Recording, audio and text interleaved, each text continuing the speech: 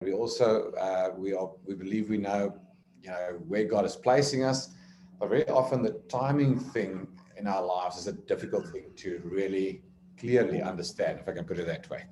So yeah, and I think I was just reading last week actually in Ecclesiastes that the whole piece of there's a time for this and a time for that and a time for this and a time for that. And 28 different times that's called in Ecclesiastes 3. And out of those 28 different, within 8 verses, it literally mentions 28 times. And I realized as I'm reading through it, I mean, there's a time to gather stones and there's a time to throw away stones. And it's understanding in which side of the time you're standing. Is it a time to gather? Is it time to give away? Is it a time to speak life? Is it time to speak death? Is it and getting a great understanding? I think that's the biggest challenge. But like those young guys who spoke about, I think it was it in Dano, it says they knew the times they lived in, and I think that for me as a Christian is sometimes one of the bigger challenges, is understanding the times. So if you also struggle with that, I'm with you on that. I don't think I know the times all that much better necessarily. But okay, I want to jump into one scripture just quickly. Going to start here with this scripture. Well done, good and faithful servant. Matthew 25 verse 23. We know the story of the servants, and then when they finished, they've done what they've done. They heard this voice of the master. And I remember a businessman one day saying to me, Manu, that verse is my vision for when I die. When I die one day and I open my eyes on the other side, these are the first words I need to hear. If I don't hear these words, then it means I messed up on the earth side of things. But if I hear these words, it means that my life on earth was obedient, it was fruitful, etc. So, well done, good and faithful servant. I think the rest of the verse there says that, over little I've appointed you, and you've been faithful. Go and enter the joy of your Lord. So I took that verse and I basically just connected in the following way, as you can see there on the screen. So well speaks for me of the standards of doing. How have you done what you've done? How well have you done it? What is the standard that you're raising just in your own life of how well have you done it? Done speaks to me about actions. Did you do what God has expected you to do? Did you actually obey him, and is it done? Is the work done? Have you completed the work? The well done, good is about the impact that you can have, because I can do things, but I might not have a good impact. So what is the impact that my life has, and how do I impact people's lives? I think that just speaks to me out of that word. Then the word and speaks to me of inclusivity. I don't think you will ever fulfill your purpose for God or what God has called you if you're going to do it alone. So I think there will always be role players around you. Corinthians 13 is very clear. We are one body, many parts. Everything is joined together, linked together, works together. So I can almost I'm quite assured that you will not fulfill your plan and your calling for God in isolation. It's that you need to ask yourself, with whom are you doing what you need to, and with whom do you need to connect to fulfill God's plan, that inclusivity. Faithfulness talks to me about character and trust. Obviously, like I said there, it doesn't say successful, it says faithful. And then servanthood talks about the style, the leadership style that I can portray as I lead, as I stand up, as I do things, to do it as a servant. Stewardship talks that whole concept where it says, I've given you, and how much have you been obedient, and how much did you steward the things that I've given you, the talents I've given you. So stewardship or ownership is a very, very important element, stewarding your gift. So the question is, what is the gift God has given you, and are you a good steward of God's gift, what He's given you? And then it says, enter the joy of your Lord. I think joy to us always speaks about engagement, being involved, enjoying what you're doing. You have to almost also have a bit of fun. Maybe fun is not the right word. Joy is maybe a better word, but you need to enjoy the journey as well. You really need to enjoy the journey, which is very, very important. So yeah, I think that would be a first verse I would like to share with you guys today, just unpacking that verse in such a way. Is there, Frank, any quick question from your side before I jump into the next concept? I want to speak a bit about Joseph, and I want to take a sip of coffee. So anything from your side, Frank, on that verse?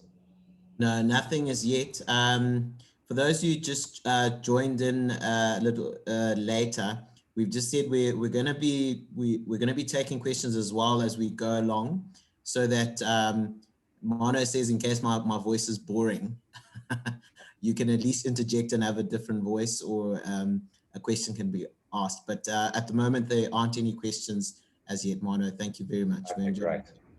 Okay, let me jump into Joseph's life. And the reason I'm going to use this journey of Joseph is just because it's been a personal journey as well. It's been a personal call on my own life. And I think something I often ask people, the question I pose to people is to understand maybe something of who in the Bible do you believe God is comparing you with?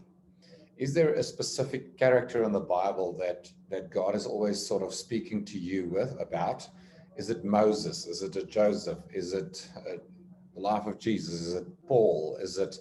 Because sometimes something out of those characters align with the calling that's on your life. So is there a specific, and obviously it can differ through seasons, different seasons in your life. God can use a different biblical character that he just really speaks to you with. So if there's a person, for me, it was Joseph. So when I had to resign, or just before he resigned, God really spoke to us through the Joseph's life, and he just said to me, Manu, I'm going to take you to Egypt. It's time that you're going to be a Joseph. I'm going to place you in Egypt, and I'm going to take you outside of the family and I'm going to place you there, and that's where you need to go and do what I've called you to do. So I think what is important here is to realize that God positions us for his purpose, but he also repositions us for growth. So God very often would position you for whatever his purpose is, but God can shift that around. He can reposition you. So just be open in your own thinking, your own mind, wherever God has positioned you, that he can reposition you. And just be aware of what the Holy Spirit is putting his emphasis on, if I can put it that way, in your own life. So developing a leader takes time. When you see the end of Joseph's life, his full life, right in the end of the journey, the whole story, there's this story. It says, all the earth came to Egypt to Joseph to buy grain. There's another piece of that verse, and at the end, right at the end, it says, all the earth came to Egypt to be saved by Joseph, which is a powerful verse, which means he really fulfilled that which he was called to do. But it took time. There's different time frames and ways and maybe mindsets I can impose on myself to look at, is it a short, medium, or long term? And sometimes we need to look at all three of those different time frames to understand maybe where God is going with you. Look short term, what am I supposed to do now? Is this leading to a next longer season? But then in the greater scheme of things, what is God really busy with? And very often I find many Christians, including myself, when we look at the big picture of where God is taking us, we can't always understand how the small seasons fit. I'm turning 47 this year, so I can at least say I've now, this year, it's been exactly 30 years that I've been serving God. So over a 30-year journey, I can now look back and say, sure, I'm starting to see certain seasons, how they are now connecting to later seasons in my life. But one thing I can be assured, I'm assured of, is that God doesn't waste time, and God doesn't waste a crisis. God doesn't waste a good crisis in the earth, doesn't waste a good crisis that I maybe had to work through in my own life. He's going to use that. He can use it. He can use any rubble that there is in my life. He can use it. So I really just want to encourage you today to say that if there's any stuff in your past and stuff in your life that you think, but how is that going to make sense? I'm not saying God initiated or originated or started all those things, but I do believe God can use any rubble in my past. Very possible for him to do that, but timing, it takes time.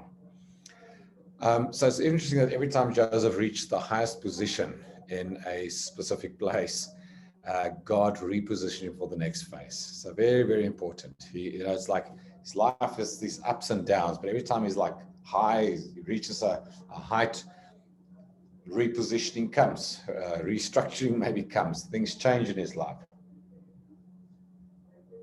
Now, interesting thing also I want to just mention about Joseph's life is that the names that he called his two children, his two sons, that is a very interesting. We see a very important message out of how he's called his sons. I mean, out of the Hebrew culture, that often people would give their children names that would represent something in their own lives or something like that. So what maybe you've heard a lot of sermons about Joseph and these dreams, and I remember when I was younger, it was always these, hey, have a dream like Joseph and, chase your dream. Man, Joseph had no clue where he was eventually. So he lost track of those dreams totally. And how I see that is in the names of his sons. He calls his first son Manasseh, which is God has made me forget all my hardship and all my father's house. So he calls his first son, and he says, God has helped me to forget that house where I come from and where I received my dreams. I forgot all of it. I forgot those hardships that my brothers sold me, put me in a pit, and all the things pertaining to that. And then his second son is called Ephraim, which means God has made me fruitful in the land of my affliction. Very interesting. He calls, now listen carefully, he's saying this while he is actually in his promised land. Actually, he's in the land which is going to be the fulfillment of the dreams he had when he was younger. Everybody's going to go and bow down to him the way he dreamt, but he doesn't make the connection between the two. He can't even connect those two things. He thinks he calls it my land of affliction. So, I mean, imagine you think, hey, I'm in my land of affliction, and God says, no, you're in the promised land. This is the place I want you. So that's why maybe I can relate with Joseph so well, as it's just my personal inability to build the connection sometimes of where God has placed me and what he's called and what he calls things, what I call things. But luckily, he brings us back to understand these things somewhere. He brings it all together. Now, if I had to look at this, I think this is my perspective on Joseph's life. So, and if you think of how his whole life sort of worked out, he's like this favorite boy in the house, and his dad gives him this beautiful robe, very nice. So he moves almost up. He's this favorite child. And then they throw him into the pit, and there's in the pit. And then he gets sold, and he grows and he grows and he grows, and he becomes head of Potiphar's house. And then Potiphar's wife appears, and then he's in jail. And then out of jail, there he goes up again, and then he becomes second in charge of the country. So we see this life of ups and downs. That's typical Joseph's life, and it's very typical maybe our lives. Ups and downs, highlights and lowlights, hills and valleys. But I want to show you a different perspective on this. What if God's perspective on Joseph's life looks like that? For us, it's up and down. For God, it was just all forward. For God never forgot about Joseph, never left Joseph, never thought, oh goodness, what's going to happen to the poor guy? For God, it was the whole time forward, forward, forward, forward. So maybe if your perspective today is like that, just ask yourself, what is your perspective versus God's perspective? And I think that is two very different perspectives. Maybe might be a question to ask yourself. God, help me to see your perspective versus my perspective, and show me the difference between the two perspectives that we've got on our lives. Okay, great. So So the dream and the reality doesn't look exactly the same. The dream and the reality might be a very big difference. Every season has a great purpose in the bigger picture, and what people have meant versus what God has meant.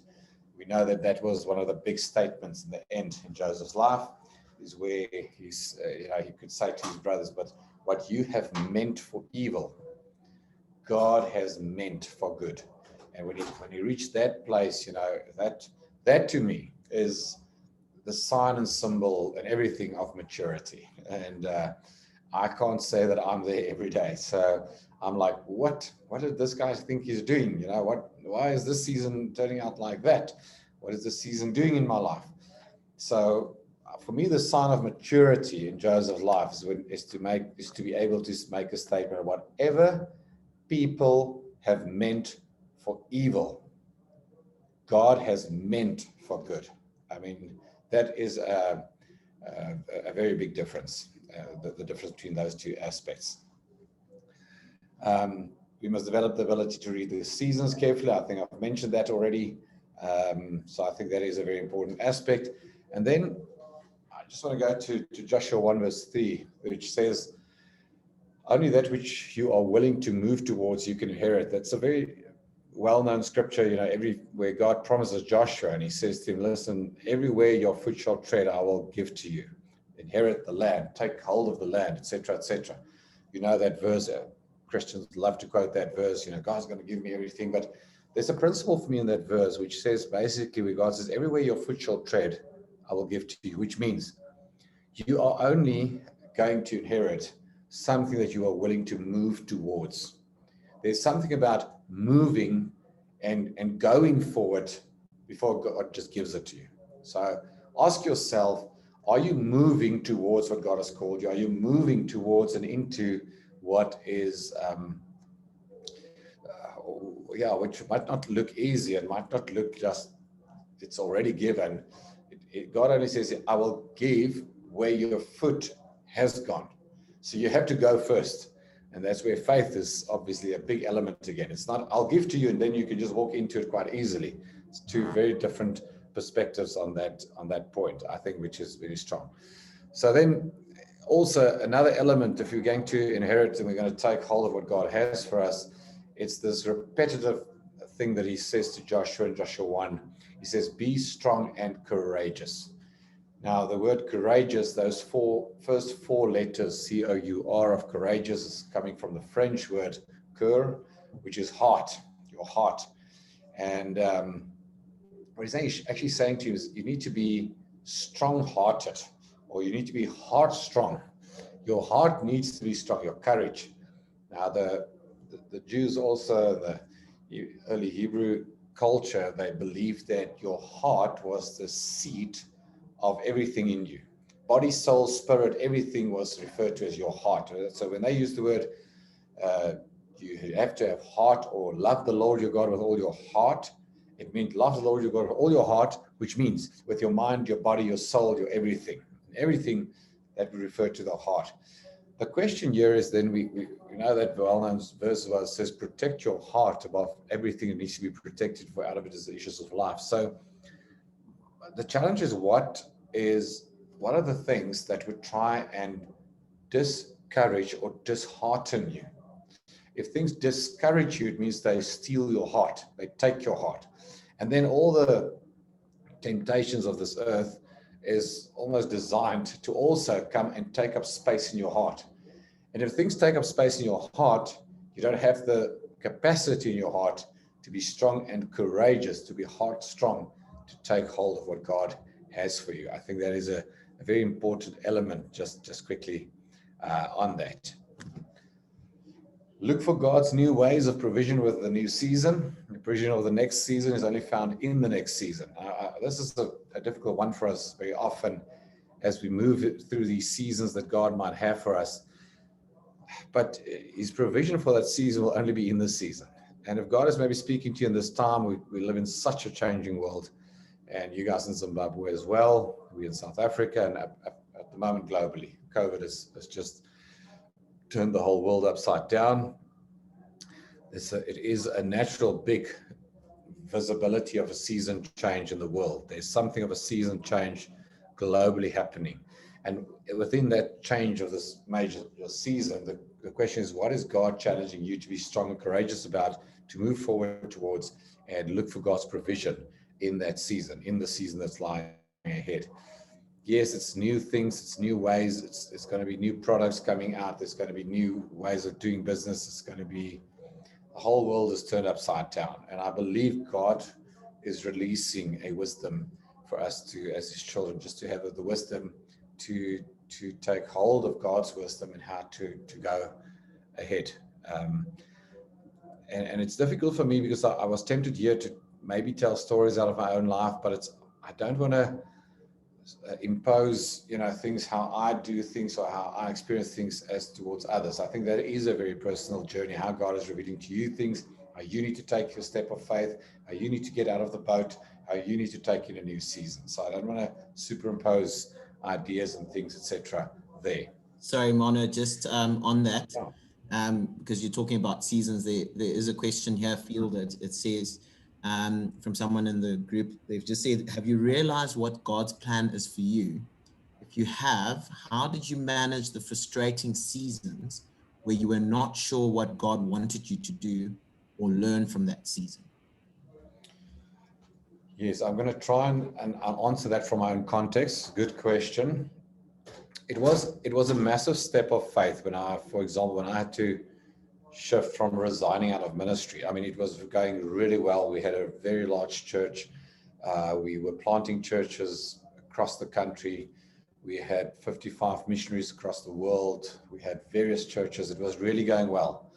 I was being well treated, everything. And then there's this clear call into the marketplace, and people say, so what are you going to do? And I was like, well, I'm not sure. I didn't really have language of that new season for me.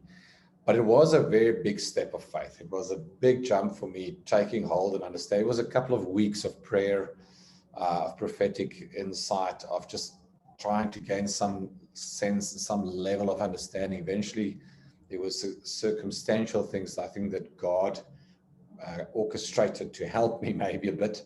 But what is interesting, I do want to tell this story. I think I've spoken to a couple of people over the last 9 years, which I realized somewhere they needed to make a very similar jump. And they've been stuck in their positions, being so frustrated. And their frustration levels is just growing and growing and growing. And they're like, but man, we can do nothing else. I can only preach. That's all I can do. I remember one preacher said that to me one day. Says, man, I envy you. I would love to do what you do and take that step and resign. I said, well, I can't tell you what to do, but the way you sound, that's not good. You can't be in the ministry preaching and actually you're telling me you don't want to do it, and you actually want to take a step of faith. But he couldn't, and his frustration levels was just getting higher and higher and higher. Now, I'm not saying frustration is not always the driving force, but often it is. But there's a big difference, and you need to measure that in yourself. Are you just frustrated with your current reality? Or are you frustrated because you haven't obeyed to move to a next season? So don't just jump, because frustration is part of life. It's a normal emotion. We all have a level of frustration. So don't just jump because you have frustration. I'm not saying that frustration is the guiding factor of God, but I do see people stuck in frustration, not willing to take a step that they actually know they should be taking. So be aware, once again, of that timing thing. And I've just seen so many people that come to speak to me, and I see, you guys should have made a jump, or you should have made a move a while ago. And the way you speak, I can hear you are exceptionally frustrated, but I can hear it's not it's really very unhealthy where you're at. So I don't know if that answers the question, sort of. Just becoming aware of those things changing in one's life, I think it's very important, if that makes sense. Okay, so I want to show you just a graph that we sometimes use in a bit of coaching as well. The graph works as follows. On this left-hand side, we've got that axis that says our challenge level, from low to high challenges that we face in life. And here we find our skill level, from low to high, low and high skill level. And very often when and what we want to achieve is what we call flow. Flow is being in your sweet spot. Flow is being at your best. But when I have challenges that's quite high and my skill level is low in relation to my challenge level, I run into anxiety, worry, panic attacks, and those things. If my challenges are too low in comparison with my skill level is high, I run into this relaxation or boredom, which is also not great, also not good to have. But we need to know that we are challenged according with our skills. I think God has given us all a certain skill set. Skills are things that you can grow, you can learn skills. There's gifts. I would include the word gifts here because gifts are more given by God. Skills is something that I can grow in. But what is the challenges that you're facing currently? Because you can only live an optimized life if your challenge level and your skill level meets one another at a sort of balance between the two. As the higher the challenge level goes and the higher my skill level goes, the higher that point is, the more I live in this place of flow, which is, I think, the thing that we are actually what we've been created for. We've been created to handle challenges. We've been created to handle and function at our maximum capacity. So we're not created to be lazy. We're not created to function at a substandard level. We are created to be challenged, and in that challenge level, upskill ourselves, use our gifts to its maximum ability, and function within that. And I think if I could put another thing, there might be a God's timing axis on the one side as well. Is there God's challenges? There's God's design on my life, and there's God's timing on my life as well. So this graph, I've adjusted a little bit with my own theories, which I don't know how good my own theories are, but I think it's a thing between understanding God's design of me, understanding myself, God's challenges that he's giving to this person who he's designed within God's timing. And if I can get those three things in the right space, I can enter flow. I can be at the right place at the right time, being the right person with the right skill set, the right gift set, and helping to solve whatever that challenge or that problem is. I think that's quite an important element there. So I'm going to check what I'm skipping here or not. God created us to be able to handle challenges in accordance with what he has or is preparing us for. And flow is the optimal place of function in God's design and calling for my life. So I want to strive to get to that place where the optimal design of God in my life is quite important. Okay, great. From here, I'm going to switch to a little bit of a next level or next thing I would like to share with you today, because now it is so the first thing was a little bit of Joseph's life, understanding something of God's calling and something of God's timing and seasons, I think, which is quite important. The second section or second piece I want to do now is a little bit on resilience, which is to have the mindset to be able to handle what we're going through, which is not always easy. So if there's a question on that first section, you're welcome to ask now. Otherwise, we're going to jump into that next section. Is that okay, Frank?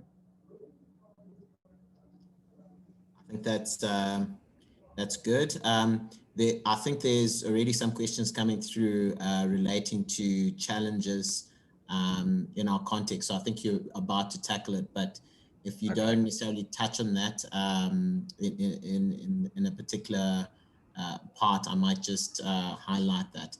But I think there's huge pressure in the country regarding businesses to do with tax. So let me chat a little bit on resilience then. Sorry, my presenter view is failing me a little bit here today, that I actually cannot see the questions, but Ilse is sitting by close. You can also not see them.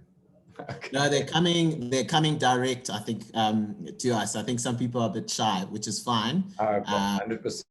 You just manage them and then we'll directly to us, so don't worry.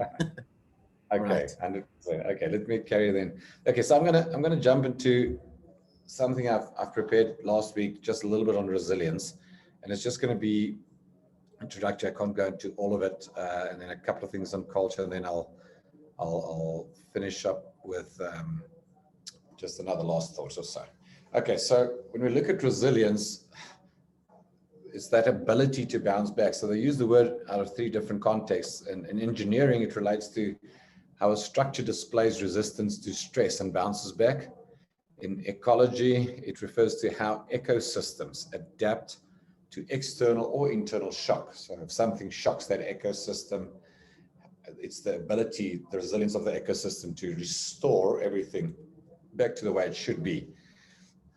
And in psychology, it involves an adaptive interpretation of impact minimizing anticipatory or reactionary practices. So to put that in simple words, it is how adaptive am I, how flexible am I to handle when impact hits me? Do I have the skills and ability to minimize the impact that something can have on me?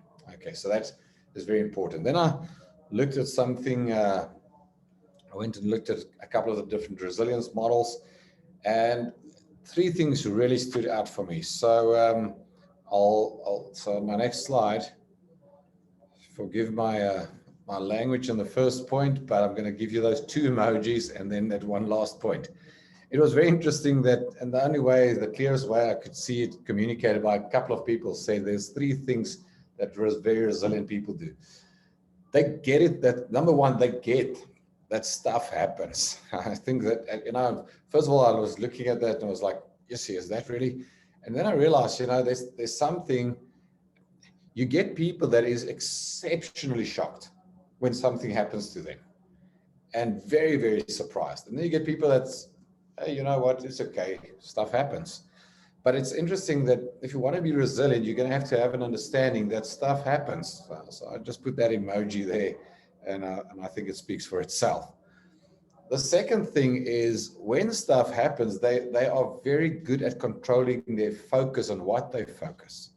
So people that then only focuses on what went wrong struggles, as opposed to people that says, okay, something is going bad, it's going pear-shaped, the government, X, Y, Z, the economy, the politics, COVID, whatever, or what is going to be the solution? How are we going to answer the questions? How are we going to build something new? So where are you putting your focus?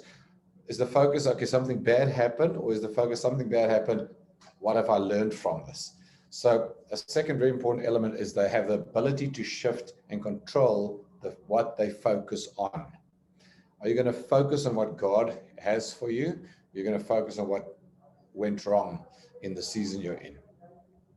And then a third thing that is a question, I think, which is a very, very helpful question, is to ask yourself this: is what I'm doing helping or harming me? The way you're handling your crisis, whatever your way is of handling that crisis, is it helping you or is it harming you? Now, I remember, that's not what Dr. Phil said, but I remember those, if you also saw Dr. Phil on the TV, the television psychologist, he always had these interesting people with him on the show. And then there were always this, I remember he would listen to their stories, and their stories were these amusing stories, you know, just almost those stories that makes you think, I think I'm still okay. I'm not that bad. Anyway, then what he would always look at them and they would almost explain how they're coping with their nonsense in their life, which is weird ways. He would look at them and he would just say, so how's that working for you? And they would always say, no, it's not working well. That's basically why they're on the program. So ask yourself, whatever you're busy doing and how you're handling it, how's it working for you? Is it helping you or is it harming you? And the next slide, I just want to emphasize this. I'm not going to go into the detail. But if you're going through a tough time and things are tough, ask yourself in which area of your life. It might be all areas, but maybe it's only one or two areas.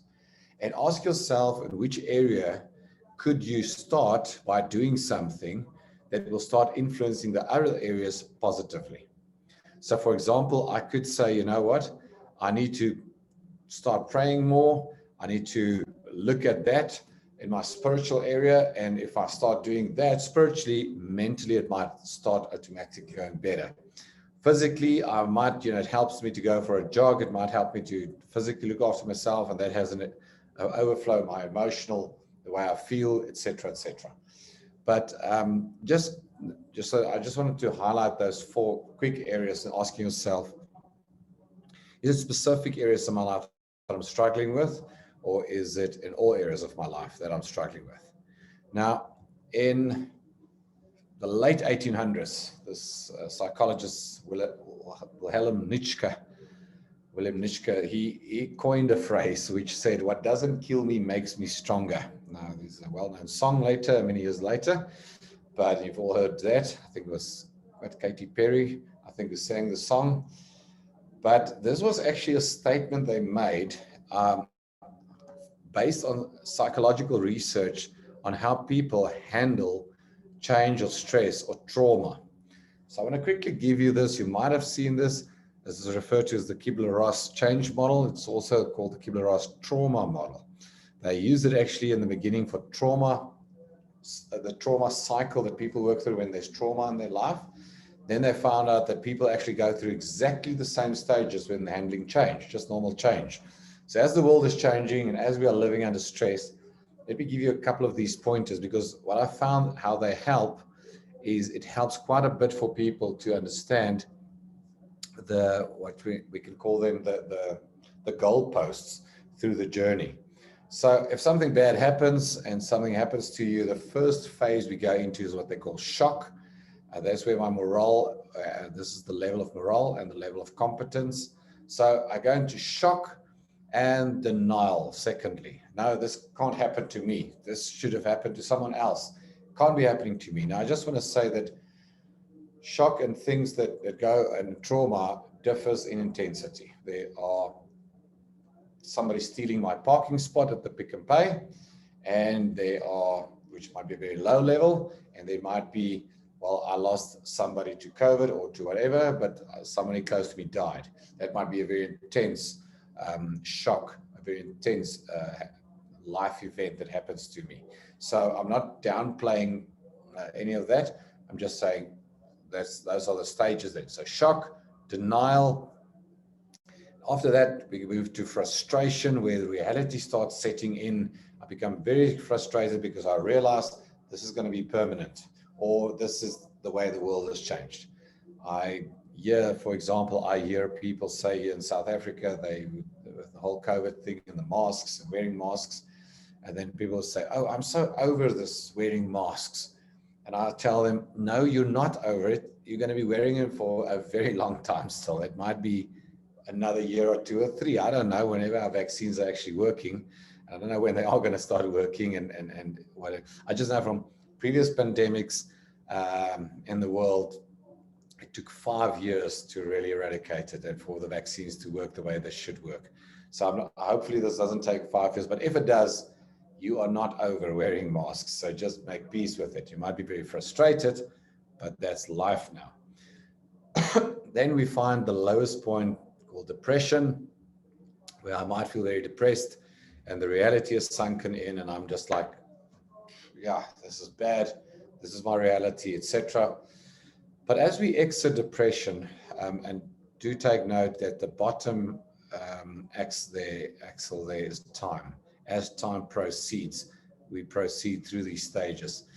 Where I go into experimental phase, that's where people say, you know what, let me at least try and see if this works for me. Let me try and see if that works for me. Or maybe I should start doing that a bit.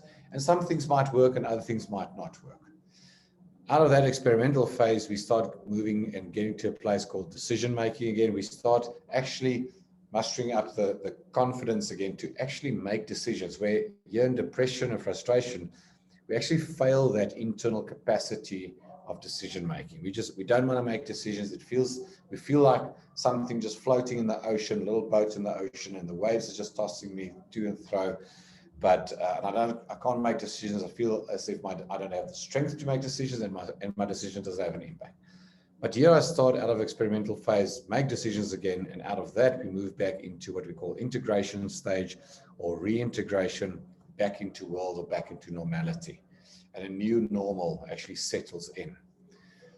Now, something I do want to highlight very importantly on this. This is where what doesn't kill me makes me stronger statement comes. What they found is the following. The level here that you enter, this level that you enter as you were going to the shock denial when the trauma hits, is a lower level than where I exit. They found that people exit at a higher level, which literally means if it didn't kill you, it made you stronger. You exit stronger. The exit dangers here is obviously suicidal tendencies, etc., substance abuse, drugs and alcohol, and those types of things. And here's where temptation might be on its highest. And this is where spiritually you need to know, listen, although I might not be feeling at my best, but God is busy and God is in control and God has a plan for me and wants to do something great with my life, with my business, etc. This is where I hold on to this thought, like where I started off this afternoon with, it takes a world-class company to change the world. Stay aware of the calling that God has on you to change the world and to bring forth change in the world. I think that is very, very important, exceptionally important. Let me just get to what last couple of thoughts. There's lots of slides I've put together. Maybe just statement is just something that helps you to grow. Where this is taken from the Microsoft culture deck, where they said you went from a culture of know-it-alls to a culture of learn-it-alls. In your own life, I think it's a very important principle. When we're at a place of know-it-all, growth stops. But if we stay in a place of learning, asking questions, we are on a continuous growth stage. I want to just go back to this on that growth cycle and to this. If I get stuck and growth stops and movement stops, that's where it's dangerous. So if something happened in your life and trauma, etc., and you got stuck, that's the big thing about this timeline here. Somebody once said, we all people say, well, time heals. And I remember somebody once said, well, if time heals, God was unnecessary. So no, I don't think time heals. I think Dr. Phil also said it's what happens during the time that determines whether you heal or not. Time doesn't heal. Time gives us the opportunity to heal, but God heals. And what you do in that time, taking things to God, will cause healing or not. If you don't take it, it obviously won't cause healing. So that's just where this attitude of learn-it-alls versus know-it-alls, I think, is very important for us. How quickly can you change direction? How quickly? I remember, this photo of the ship always struck me because preparing for war, the United States said, well, these big aircraft carriers, they can't really turn sharply. That's one thing they can't do. So then they eventually built a ship that they said, listen, we need to have an aircraft carrier that can turn sharply. So if it's a big boat, it doesn't mean, don't come up with the excuse, but we're running a big boat and we can't turn. I heard those excuses, some organizations, and then I saw them 10 years and 15 and 20 years later, and they still haven't turned a single degree because the excuse has always been, but we're a large organization, we don't turn quickly. Now, I can understand not turning quickly. I can't understand not turning at all.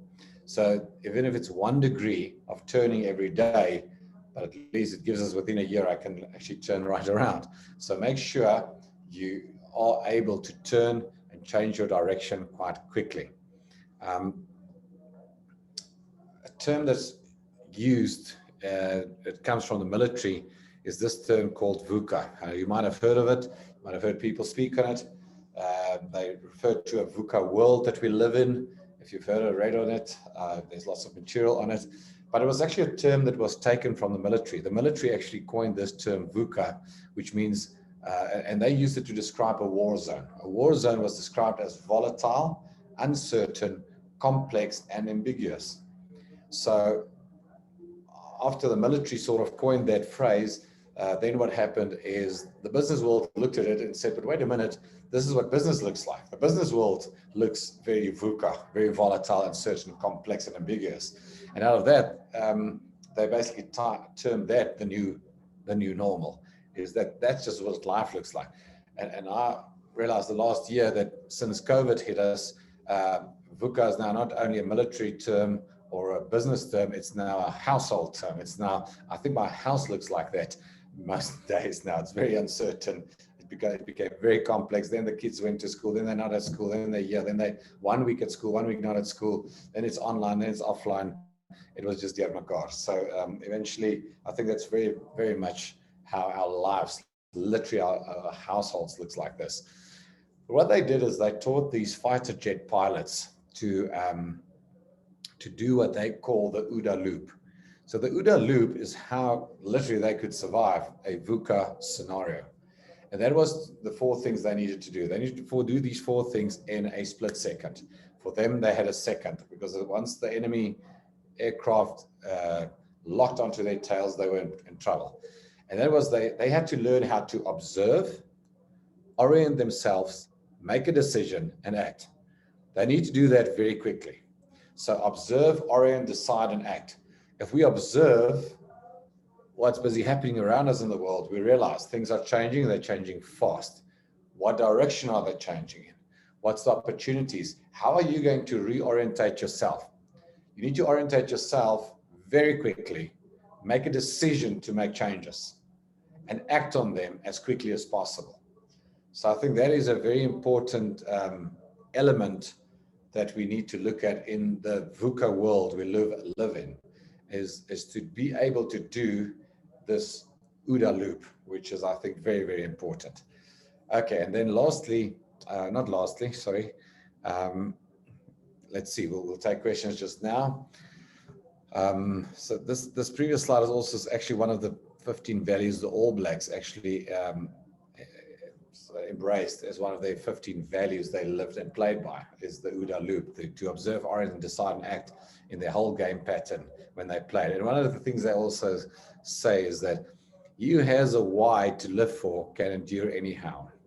So if you have a why, if your purpose and your calling is fixed and you know why you're doing something, why you want to bring forth change, I think that then what you do know is you can endure anyhow. And then, or you can endure a house easier, because I know, listen, it might be a very tough season I'm going through, but I know why I'm going through this, and just to stick to that. I think that is quite important. Okay, now I'm tempted to whether I should jump into a whole another section or not. I think let's go for a question or two. Frank, what do you think? Yes, I do have a question. I think it's been fielded by quite a few people, and it's obviously in the context that we live in, but I'm sure it's not by any means something that's not foreign to South Africa.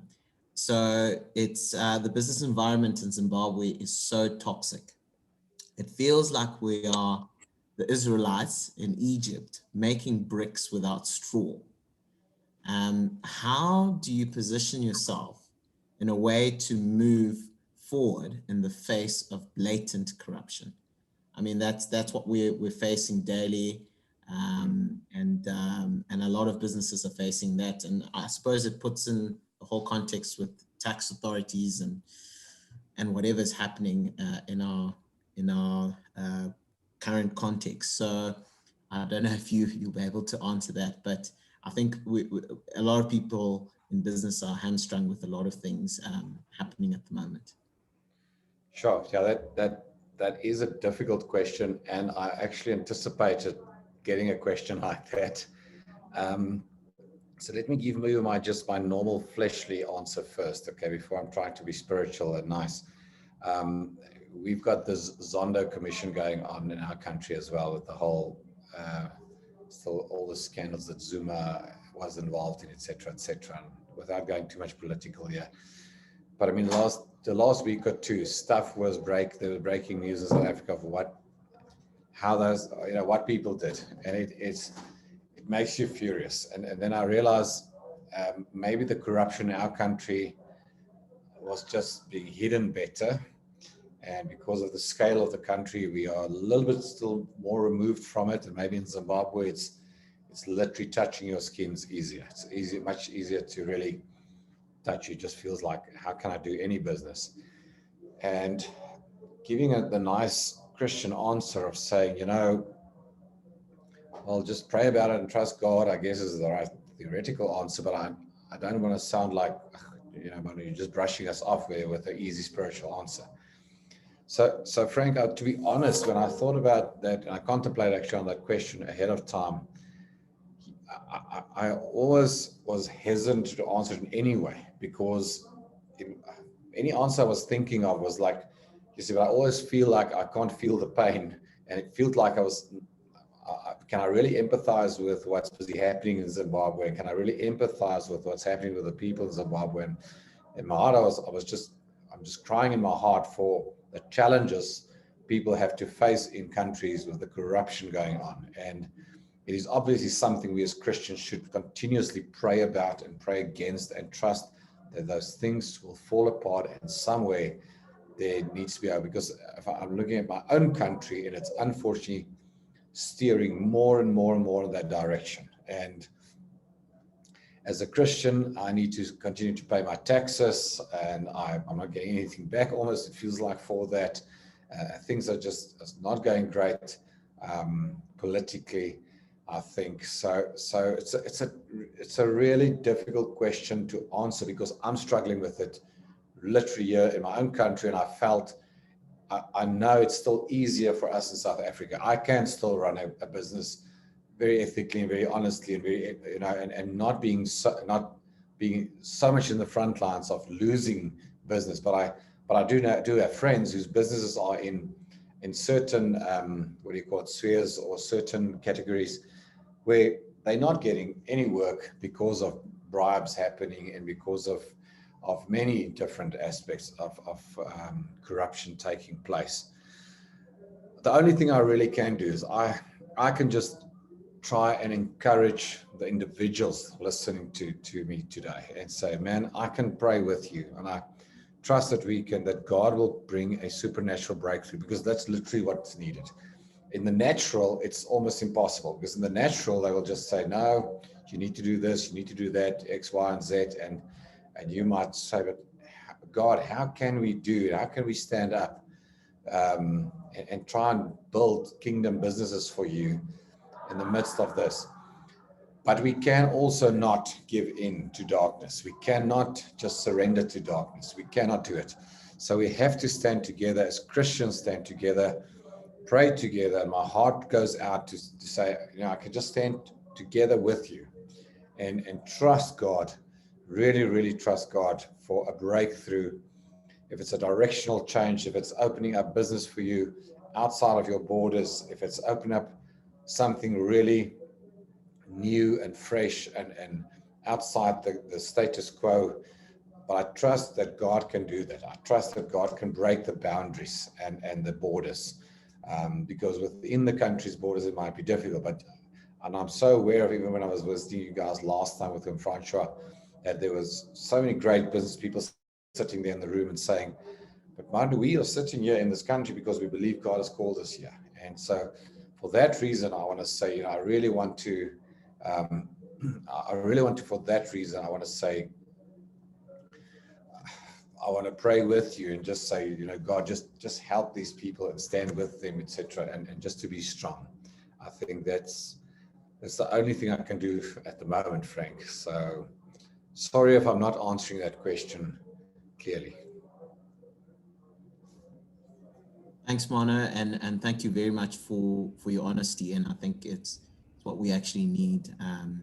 We are in a very unique context, and yeah, we are trying, a lot of us trying to build bricks with straw, without the straws. Yeah, but I can see some people clapping their hands for your response there. So thank you very much, Mona. I think you and can. I think, Frank, if I could add something on that, there's very little I can do if God doesn't change the season either. I mean, if you take the example you're using of building bricks with straw like the Israelites used to do, what can I do if the season doesn't change?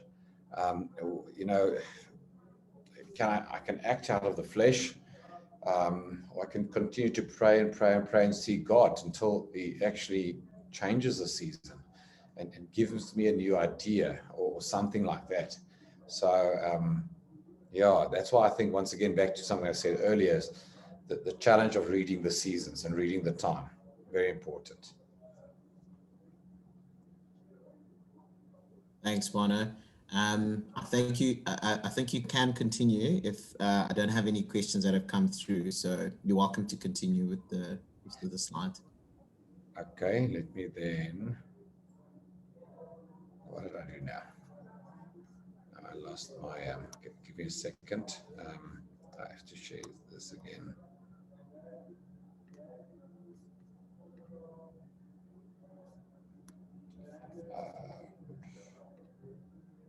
Okay. I want to go into something that has really spoken to me. Just actually, this idea.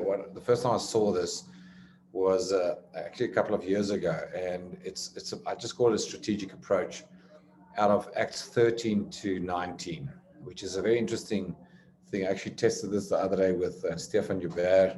We had a chat, and you know, I actually don't want to speak about the Bible when I speak to Stefan, because he's rewritten, I think, two or three translations of the Bible. So he's one of the biggest Bible scholars I know. But and why I'm saying that is, so when I shared this with him, he was quite impressed, and to impress Stefan is nearly impossible. So I think this is something great, and I've just really enjoyed it. But it was part of the journey that God spoke to me of also moving into business. And we see this 4 location where Paul went to minister in Acts, between Acts chapter 13 and 19. He goes to Antioch, Thessaloniki, Corinthians, and Ephesians. And we see different reactions when he moved there. When he went to Antioch and Pisidia, we saw him preaching, we saw a massive reaction, and we saw a result, which is they drove him out of the city. He came in as a preacher, he preached, and they drove him out of the city. They didn't want to accept him. They got very upset. And what happened there? Then he went into Thessaloniki, and very much the same thing happened. They had to send him away at night because of the riot. There was such a riot against him that at night they had to smuggle Paul out of the town, out of the city, and get him away, because people literally wanted to kill him. And then he gets to Corinthians, and which is very interesting what happens here. In Corinthians, the very first time we read that he joins Priscilla and Aquila, who was tent makers. The Bible says they were of the same trade as him. And so he joins these tent makers, and they go into this square where the shops are. And he actually enters the marketplace with Priscilla and Aquila, and he starts preaching from that. And this is the first time where he does not get driven out of the city. Is as he entered actually the marketplace. And as he entered it, and he joins the marketplace with Priscilla and Aquila, the Jews that came against him was driven away. The leader of the city came, and he said, the governor of the city said, no, you guys do not have a case against him. You need to move. Paul can stay. He's fine. He's been one of the people, part of the whole marketplace. And then he actually, in Corinth, what he then does is he see this key. Then he says to Priscilla, Aquila, listen, you guys are going to come with me now to the next city I'm going to. So then he goes to Ephesus, and we see the same thing happening. All of a sudden, the whole of Asia was reached from Ephesus, but the city clerk dissolved the meeting as well when they came up against Paul. So the city clerk then sort of batted for Paul once again, because he came with this value of being in the marketplace. So there's a very big change and shift. So what was the difference? Antioch and Thessalonica were reached only by the synagogue, but Corinth and Ephesus were reached through the market square and the synagogue. So the moment Paul entered and combined both preaching in the synagogues and from the market square, the places was reached. But the first two, it was trying to reach them only through the synagogue, and it actually failed. So why am I sharing this with you? I believe that church and business come together in one word, and that's kingdom. business and ministry are both a calling, and we need to understand. So I believe I'm speaking to a lot of business people here today, or mainly business audience here today. And so I want you to realize God has placed you in a place to really minister from that boat which he has put you in. And never forget that purpose and calling that God has put you to minister from the marketplace. Think about kingdom transplant. How do we transplant the kingdom? Well, Jesus chooses these 12 people from the workplace. I always, when I was a pastor, I said, I'm going to really, this is the one issue I'm going to really take up with Jesus when I get to heaven one day, is to ask him, couldn't you just at least have chosen one pastor or one rabbi? Just show us you could transform his life as well. But you chose 12 people, all 12 from the workplace. Now, I remember doing this research a while ago. I think that number is much bigger now. This is a bit of, this is an old figure. But at that stage, when I did the research on this, there was at least 2 million business people traveling.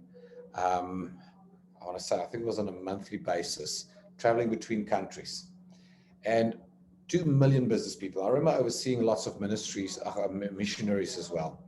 And I took how expensive it was for us to fund missionaries as a church, and even for business people, how many people you had to get together to fund just one missionary. Then I realized, but listen, business people are traveling the globe every single day. Businesses are sending people everywhere. And if we can capture this whole thought of business people are the missionaries, they are the people as you go, make disciples.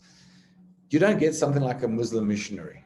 There's no something. They're all business people. They're all business people. There's no Muslim missionaries. Are we going to as missionaries there? No, it's somehow they got that message, however they approach it, or they just really many years ago already clicked and woke up to this thing of, listen, just as you go, you need to preach whatever your faith is. But as Christians, we obviously actually should have taken that up more seriously a long time ago, and thinking, no, I'll just travel for business, but I'll send a missionary to go and evangelize. But if we can switch that to understand that God has called us into the marketplace, I think a big shift is going to take place. Now, this is two pictures I'm just showing you. So on the top picture there is what they call the commercial Agora. This market area is known as the Square Agora because of its dimensions. It arose in the Hellenistic period and was surrounded on all sides by arched shops about 40 feet deep. There you'll see these arches. There's a typical photo of what it looked like. It is located next to the harbor and was the city's main commercial center. It is quite possible that Paul worked here with Priscilla and Aquila in their tent making business. So that's typically how the Square Agora looked. And every arch like that, behind it was a shop. And so pretty much this is where everybody came, next to the harbor. All the stuff came from the ships. And that is pretty much what it possibly looked like on this whole square, the whole town. It's like a city center. It's like a town center square, and all the businesses collided there. And that's where Paul, with Priscilla and Aquila, was running their tent-making business. Now, in that same time, in Ephesus, we know that, just to give you a good idea of what the Temple of Artemis looked like. This was the Temple of Artemis, which was the main idol worshipping taking place, built for the goddess Diana. What did they look like? So they sold these little images. Actually, they sold those images, the great Artemis statue, actually, and that was the temple. The Temple of Artemis, built for the goddess Diana, was one of the 7 wonders of the ancient world. Now, what is left of that whole Temple of Artemis is that one pillar standing there. That's the only pillar still standing of that whole temple. And there still is the Square Agora still going. And we know, obviously, all business is still going. So very interesting just to show you that and to realize if we could look at, I always like this picture just here of the Square Agora, the commercial Agora, to see that typical town center of where all business collides. And I think that is where God is calling us. And that's how the thing that Paul just got. He just got in that And he realized, listen, this is the place where God really wants to use me to spread the gospel. Take Priscilla and Aquila with me, make tents. You remember the story in Acts where it says, they took, what do you call it, aprons from Paul's body and they laid it on the sick. Now, the interesting thing, if you really go and read that, it was not like, hey, guys, let's try another trick of healing the sick. Let's see what we can do today. Put this on them. It's actually said that Paul was just so busy some days in making tents at his trade and working. He was just so busy, he couldn't attend to the sick people to go and pray for them. And so he just said, listen, I'll tell you what, why don't you just take this cloth, this thing I've been wearing, or this apron, just go put it and we'll believe God, we'll trust God to do that. So it was just a practical thing, which just shows how effective Paul 10:1 was in the marketplace and how effective Paul was in preaching in there, and also just in his work. It's just daily work. He was a good, faithful steward of his work as well. So, and that's how that whole thing, basically, that whole temple then collapsed. Yeah, so I think that was, so I want to conclude this section with, I think, understand something of, if we look at the 4 different cities he ministered in those 4 chapters of Acts, and see the change in his strategy. He realized he needs a strategic change, a strategic adjustment. And maybe there's a strategic adjustment for you to make at this moment in your own business as well, and understand something of what that is. God speaking to you concerning making those judgments, and observe, orient, decide, and act on it as quickly as you can. Great. Frank, I think I'm going to stop there. Give us the last 10 minutes maybe as well for questions, if that's okay. Thanks, Mono. Very exciting and very enlightening to see what you just explained there about the temple and what's remaining there, and at least the marketplace keeps going. So I want to give opportunity, if there are any people who want to actually physically ask a question or say something. We've got about eight or so minutes. You can unmute and maybe ask a question or say something. Thanks. Hi, Mono. Is it Taffy speaking? Taffy. Yes, it is. Hi. I just wanted to ask, when you have a position in management and being a Christian, and you find within your spirit the decision that management wants to take is not in the direction that God wants the company to go, how have you handled that?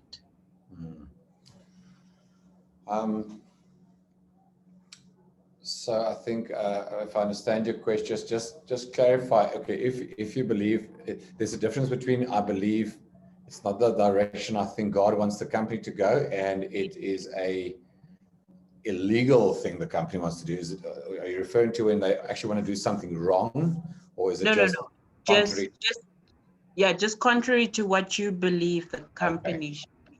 Yeah. Okay, that is I think, there's, I always say choosing one's words in a situation like that is very important, because I might sense where I think things should be going. And I, as a Christian, I might say, well, I think God says that. But often when you share that with leadership, it might be very intimidating and it might sound to them very spiritual manipulatory, like spiritual manipulation. I'm not saying it is. It might sound to them like, oh goodness, what do we do with this? Taffy now says God says, so it's one of those very tough ones to handle. So I found that if I have an urgency like that in my spirit, and I'll go to the leadership over me, I'll have to just go and question and say, listen, guys, are you quite sure? What's your reasons for going this direction? Have you thought about this? Have you thought about that? And then just in a very gentle way, rather say, because otherwise I'm just putting pressure and fear maybe on my leadership. To say, guys, well, would you consider, I just have a bit of an uneasiness in the direction. I might be wrong, but would you consider taking this direction as well?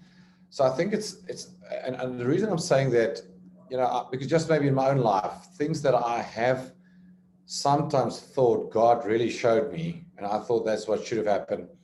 I also in hindsight could have said, I don't think, maybe I made a mistake in the way I heard God. Now that's a difficult one for us as a Christian, because on the one side, I have to believe that I hear God, but I must admit that sometimes what I think I hear God might also just be my own thoughts, my own ideas, etc. And it's because of that, I can't 100% surely say God did say that to me. Hence, I will be sensitive, and I'll be sensitive just in how I share that, and not putting a burden on the leadership above me, but do speak up because I believe I should be, if that makes sense. Yes, it does. Thank you. Okay.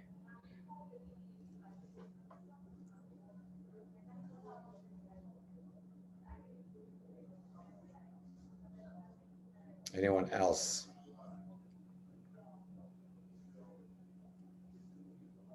Okay, anyone with questions?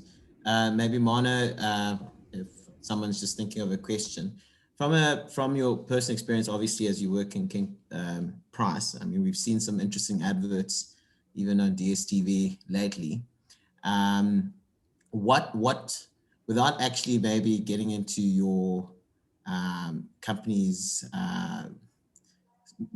secret way of trading, how do you guys actually tap into opportunities that you see in the market to be able to then, because you're going against companies like Old Mutual, maybe even iWay, My Way Insurance, if it's even still an out insurance and stuff. What do you guys, how are you tapping into those? What is your strategy into tapping into those opportunities, and how you, for lack of a term, the question of how are you harnessing them? So I think what happened for us is, the one thing we realized is we weren't, in the beginning, we weren't as big as them. And we're still not as big as our main competitors. They're still much bigger than us. And we didn't have the budgets that they have. So we realized when we do adverts, we need to do adverts that really, what's the right word? It really causes a great reaction, a positive reaction. And it was trial and error until we started finding certain adverts that really works well, and that just branded us well.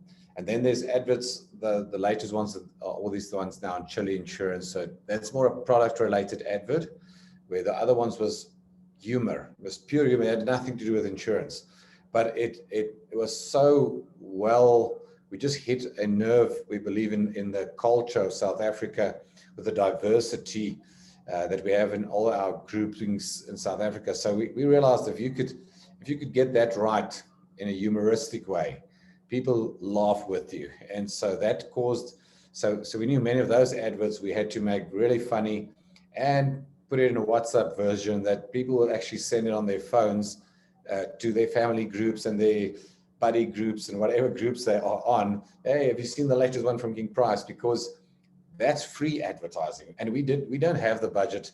We're spending 15% of what our insurance is spending, let's say, on marketing, just because of the budget. And that's already a lot of money. So we had to be very clever and trying to get that right. That's the one thing.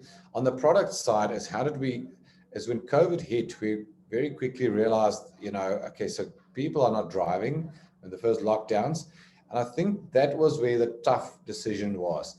Guys, are we going to build a product to try and sell during this lockdown, or we're just going to wait through lockdown, because the first time the president locked us up, he said 3 weeks, which became 5 weeks, and it's now a year later. So nobody knew how long it was going to last. And my brother is an actuary at the competition, and I would speak to him, and he would also, right in the beginning, he said, yeah, you can't go and design new products now, just for the sake of the lockdown. We're going to be out of it in 5 or 6 weeks. But you didn't know. So we eventually said, quickly, build something. So I want to say the one element that helped us a lot was speed, to act very quickly. We acted very quickly. We hit that market very quickly. I remember speaking to a guy the other year who developed masks. So I've spoken with guys whose masks was ready the 1 week, and they made millions of it. And another guys who bought masks 1 week later, imported masks, they lost millions on it. So speed and timing, once again, is a very crucial element. And getting that right and wrong, sure, it's a difficult one. But I think with our Chile insurance, we developed a product which said you pay per K. So pay per kilometer driving. And we had lots and lots of people making use of that. That thing worked very well for us. It's still working very well. I mean, we had challenges, but true to our nature, we decided to launch something and fix it as we go. We've done that many times in the last 9 years. We would launch things which we didn't have all the answers for, and we would just fix them as we go. We're still fixing Chile, and it's been running for 6 or 7 months now. But we do believe we actually managed to get a massive market share because of our Chile insurance, and which was the thing is, like we have clients who've got 3 or 4 cars, of which 2 cars maybe children's cars who drive to university. The university has been closed for a year. They go to Potchefstroom and other universities in other towns, and so those cars have been standing. And so Chile has given them the opportunity to say, listen, if working from home and kids not going to universities, take those cars and you pay per brackets as 100-kilometer brackets. So but speed was very crucial there. To seize an opportunity, you will always have to be quick. That's the one thing. And the other thing is, I can just maybe say this, is the best definition I ever heard of God, hearing God's voice, has been that God speaks to us through spontaneous thoughts. Sometimes the voice of God is a spontaneous thought. It's just this idea, this thought that you get, that you think, wow, where did that come from? I didn't think about that. It's an absolute spontaneous idea. So be aware, as a Christian, of all those spontaneous thoughts, spontaneous idea that just come in. Why don't you do this? Why don't you go there and do this? So be open for that, if I can answer you like that, Frank. Fantastic. That's great.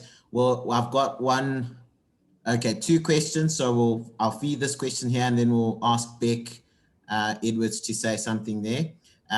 Just this question, in Zim, it's generally the practice for people to be employed through self or initiating their own business.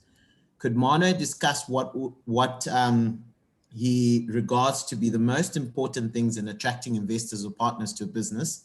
This is really important in reference to the above, when God is talking to you about a lifestyle change that involves running your own business rather than going into existing employment with an existing business. I don't know if you got that. Okay, it's a long question, but I think there was a segment there in the beginning where you were saying, can I give any advice or something or answer on? Discuss what you would regard. Investors? Yeah, what you would regard are the most important things to attracting investors or partners to a business. Okay, yeah, that was a good question. Because the mode of people in Zimbabwe is you actually have to be self-employed most of the time, or run your own business, as opposed to getting into existing businesses. So, it's a good question, and I think there's a good answer that I'm going to steal from Gideon. When we launched, he wanted 450 million to launch King Price. We managed to only raise 150 million, which I thought was a lot of money. And then my brother actually said to me, "Mano, you need at least 3 times that." Then Gideon said, "Well, your brother was right. My sons also said we needed 3 times. So we're going to go as far as we can with the first third. And we're going to trust and hope that we can actually build and raise more money and more money and more money." We are now at a place where eventually after 4 or 5 years, we got to a place where now we have investors queuing and asking, how can we buy shares? How can we buy shares? Because not many people are ready to invest in absolute greenfield ideas. But then Gideon always said something. He said, you know what, in the beginning, he thought, how is he going to get money to launch this? How will he raise money? And he thought money was the problem. And then eventually he said, Manu, there's lots of money. It's whether you can sell it well and whether your business case is very waterproof and solid. Do you have a very good business case, and can you sell it well? And I remember in the beginning, Gideon did about 42 pitches to get the money. He would, and eventually he said to me, he says, Manu, I'm pitching to, if you can get any crowd together, I'll pitch to them. He says, even if they don't have money, I'll just see it as exercising or training or my pitch and becoming better at pitching. And eventually I remember one day he would laugh at this. He says, I think I'm very good at pitching now, because I mean, he pitched 42 times before launch. And then after that, he pitched numerous times to raise more and more money. But then the business started growing, and the share value started growing. And as that grew and people saw the traction, you know, there was more and more people wanting to buy in. But to come back to that question, I think in the beginning, I'm going to use, like I said, Gideon's words. He said, if you have a very solid, very good business case and you can sell it well, there is money.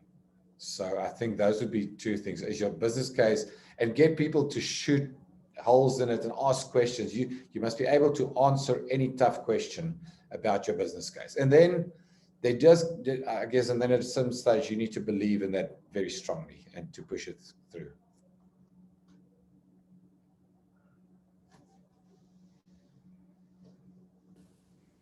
Thanks, Mono. I'll ask Beck to ask the question. Yes, Beck. Hi, Mono. Thanks so much. It's been excellent. Really appreciate it. Right. Yes. How can I? Which question is your one? Sorry, No, I'll tell you. So okay. I've worked in the tourism industry for 20 years this year, and had my own tour operator company. So it's good just to ask your thoughts. I mean, it's like the greatest challenge, catastrophe that, you know, the tourism could ever have. What's happened with COVID? Obviously, you know, the way it's looking, just being frank, is that, you know, 2021 is looking to be a pretty bad year as well from international side, because of the vaccine rollout and, you know, all the time that it takes, etc. So, yeah, you know, it'll be 2 years by the end of the year if we carry on like this of what's happened, or pretty much 2 years since March last year. And obviously you live in South Africa, you would have seen how devastating tourism has been affected, and you probably have friends, etc. involved. So, I mean, it's, you know, obviously we live in a fallen world and things just happen. But, you know, from a business perspective, it's like, obviously, you know, by no means do you ever, like, you know, blame God or something or anything like that. But it's, and God's been amazing to help us to tick over. And actually, because of my finance background, I've got another job that's not in tourism. So personally, I'm very blessed and grateful. But it's one of those pondering moments, I guess, where you just sort of wonder, like, you know, how is it going to work out? So many people affected in the largest industry in the world.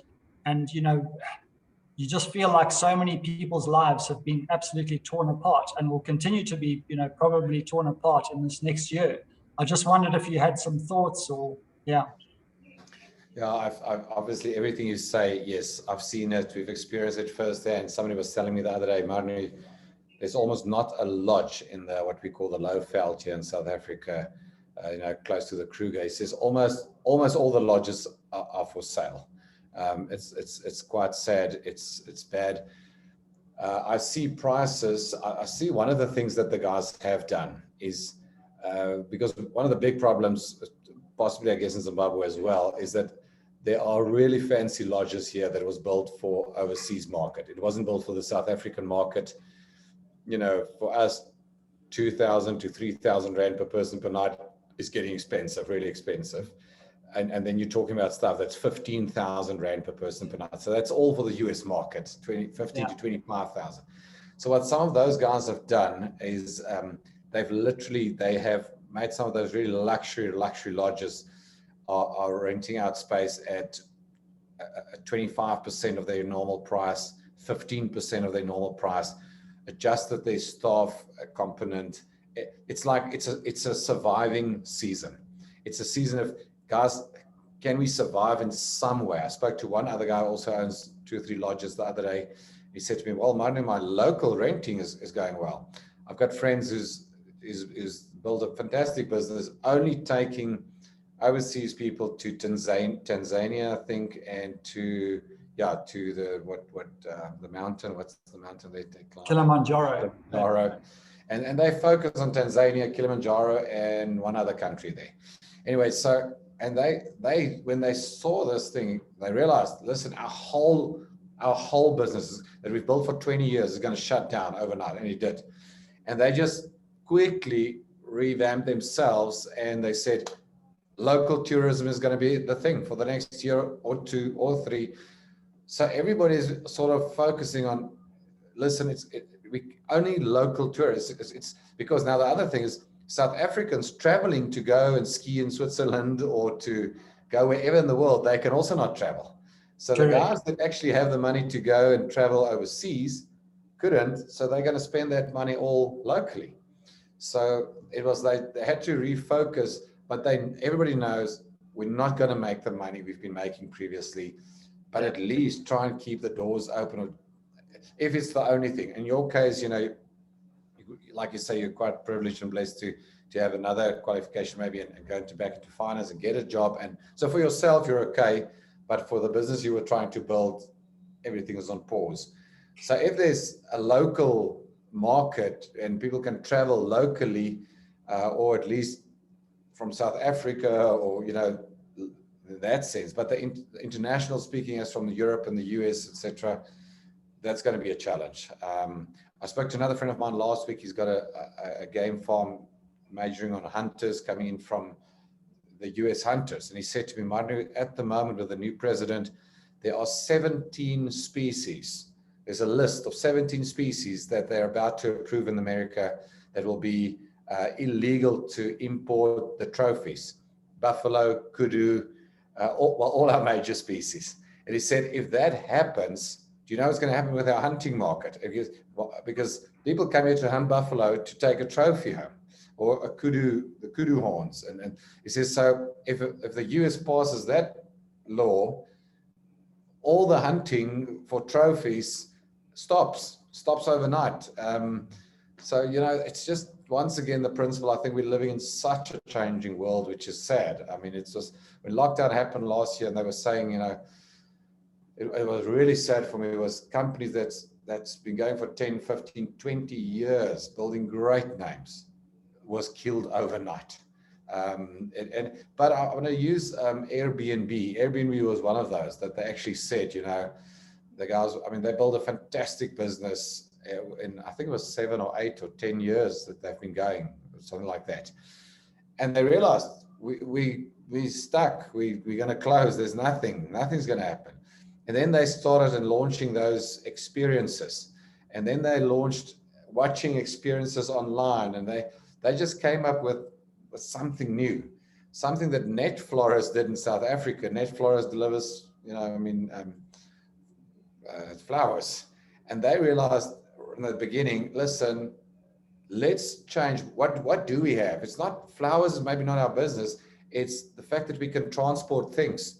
So they immediately started advertising in South Africa. Listen, we can go and get your shopping for you, and we can bring you your shopping. If you maybe old, you don't want to go to the shops, you're scared of COVID, you don't want to go shopping yourselves, we'll do your shopping and we'll bring it. So Net Florist reinvented their business like in a week or two.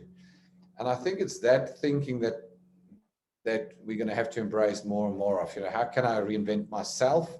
Because in 10-1 in your case, you are the business. You are the business. You are the guys marketing, taking tourists, etc., etc. So how do I reinvent? But something in your case you actually did. You said, you know what? It's a season.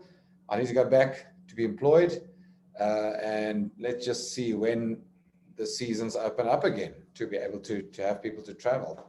So yeah. Very good. Thanks very much. Very good. Great. Great, Mano. I'm going to try and respect people's time. I know it said 3:30, but for those who are keen to stay onto the Zoom, I think there's just one more. I don't know if you saw the questions that have been posted by Chris Maggs on for everyone. If you're okay, just to answer that, and then I'll give it a wrap and just, yeah. Okay. So Chris says, yeah, my biggest frustration is the lack of service you are getting from all service providers, banks, tax department, securities, etc., etc. The excuse is COVID and no people working. How do you overcome these frustrations where you cannot achieve what you need to in a day because other people inefficiencies? Yeah, that is a challenge, Chris. We have experienced similar things like that, and I've also sort of jokingly or mockingly said, COVID is going to be the excuse for whatever. So it's just plain bad service, and oh, it's COVID. No, it's not COVID. It's just bad service. It's just lazy, and unfortunately, so for us as a company, luckily we're a large company, but if service providers drop us, we can change service providers. We need to get somebody else. But I can see in your question, some of those things is not just service providers you easily change. You're changing a bank or your tax department or things like, you can't change that maybe. So see where you can change things or change certain service providers where you can't. Yes, yeah, that is a bit of a frustration. Now, one of the big frustrations in South Africa was the building industry, where at level 3, our deeds office weren't open, and the department that was approving new house plans or building plans weren't open. Well, everybody else was working from home. These guys just said, sorry, we're not open, we're not going back, we're not approving nothing. So the builders who wanted to build, could build, and wanted to start up again, couldn't get plans approved. Now there's a thing you're not going to get open. You know, you can't change your service provider on that. So I can maybe only answer you partially. So where you can change service providers, for me, it's sad when there's certain service providers think, you know, these guys are relying, it's work. If you have work, yes, you need to be thankful and work as far as much as you can. And some people still feel, no, we're not going to work because we don't have to because of COVID. But yeah, COVID is going to be a lame excuse for a lot of things, unfortunately. I agree with you on that one. And I guess we need to take on some people, say, listen, don't use it as an excuse. What you do, you can approve it at home, or you can do this, or send us a mail at least, or yeah. So, but how can you and I make people work? It's a frustration for us as well in certain areas. Yes, so I think that's my answer, Chris. Well, thank you so much, Mono, and thank you for everyone who's been part of today and been part of the session. It's been very refreshing. Thank you so much, Mono, for your time. I know you're a very busy man, and it was great to be able to catch you on this week to share what you felt God lay in your heart. And I just want to say for everyone listening in, this has been recorded or is being recorded. So we'll be able to send through, either Sherry or myself will be able to send through the link to the recording if you'd like to have that. I don't know if Mono would be able to share some of the slides that could be helpful to the guys, if that's okay. If it's IP for the organization, then we understand, but you can also get I think I can share that, Frank. I'll share some of that with you. That's cool. Great. So thank you so much, and thank you everyone. There is a WhatsApp group for the Business Forum. If you'd like to be a part of it, please let us know. It makes it easier and quicker to send out any advertisements or any information that we might come across that can help us here in Zimbabwe do business better. And thank you so much again, Mono, and the King Price team for giving us your time today. Thank you, everyone. It was great speaking with you, and really all the best. I'll be thinking of you guys, and you're in our prayers. And I know it's tough, and I didn't want to sound like somebody who's got all the answers, but I can be with you in the same battle. And let's trust that we're going to get through this. I trust God will give you guys supernatural ideas and supernatural just opportunities, and just keep fighting for the kingdom. So really all the best for every single one of you. My prayers are with you, and I really honor you, because I mean, you're the guys that stayed and are still there and still fighting the battle, and that are keeping heart amidst, I know, very tough circumstances. So well done, and all the best, really. Our prayers are with you. Thanks, Frank. Thank you, everyone. Thank you, Mono. Okay. Yes, bye. Yes. See you. Bye, everyone. Bye.